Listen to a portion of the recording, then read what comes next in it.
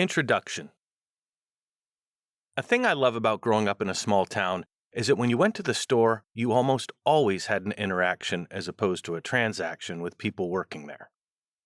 I grew up accustomed to people at the counter at Safeway grocery store, the bagel shop, or Pinelli Hardware who would look at you in the eye and honestly ask, "How are you?"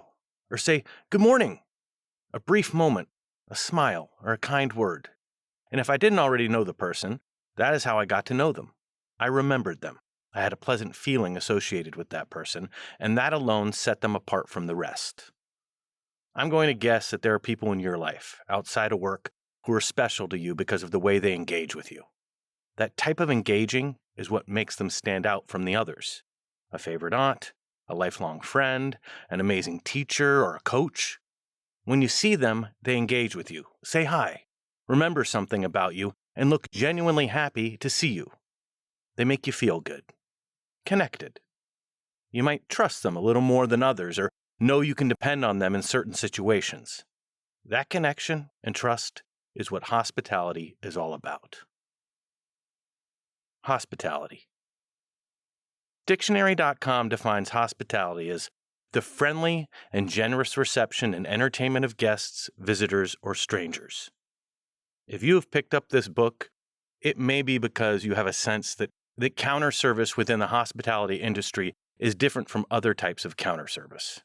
That counter service within food and beverage businesses, a part of the hospitality industry, is something more than a forgettable transaction at your local convenience store, doctor's office, or bank.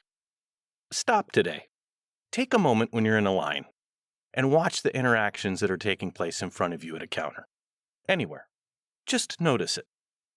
You'll be quite surprised that not all places are created equal. Not all counter servers take the time to interact and say hi to their guests. Counter service should be a friendly and generous interaction, but frankly, it's just not. People ring customers up at the counter without even saying a word.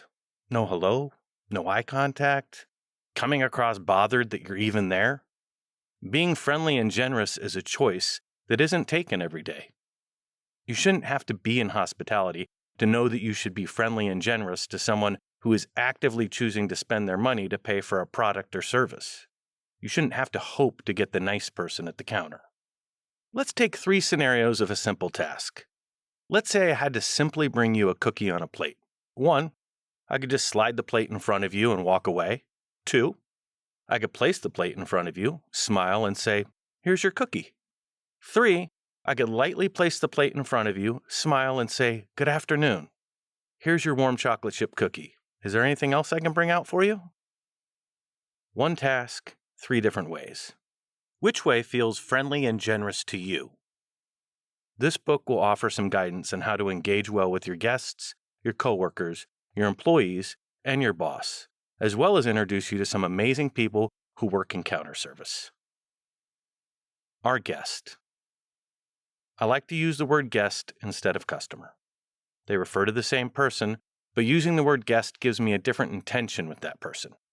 It makes me want to be of service to the guest, meet them with my hospitality, and not just wait for them to wander around the store to find me. When I was a kid, my parents had guests over a lot for dinner and for parties. We didn't have customers. We had people over who we connected with and knew, or came to know and developed relationships with. When I think of a customer, I just think of someone pulling a ticket number from the wheel and waiting for someone behind the counter to yell for that number. This isn't us. That's not hospitality, and it isn't how we do counter service. These are some things that set us apart. By using the word guest, we enter a contract with ourselves to treat all our customers as true guests. So, guests it is. The craft. I grew up working in our family lumberyard and on construction crews. I learned construction through craftsmen, the guys who took pride in teaching the new person the right way to do things.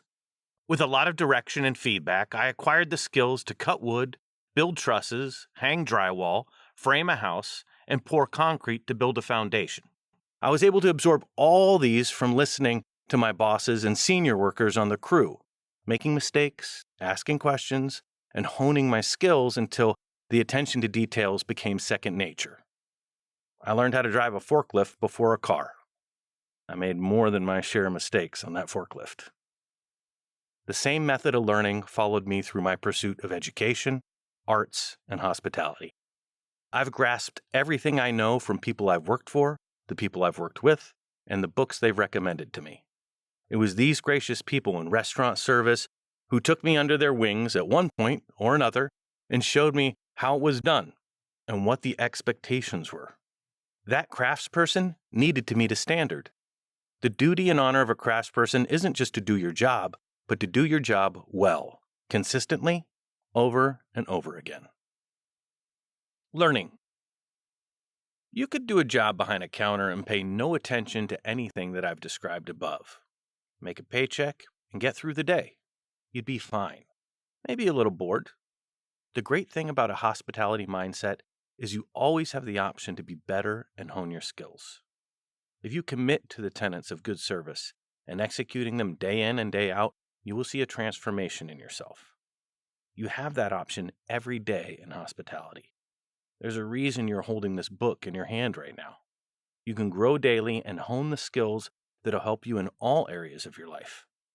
I've truly enjoyed learning all of the following working in hospitality: learning to read a room, multitasking, talking to people of different backgrounds, learning to take direction, accepting constructive feedback, communicating with many types of people, meeting new people and friends, how to read nonverbal communication, learning time management skills and responsibilities, selling products and gaining product knowledge, and understanding different people and viewpoints.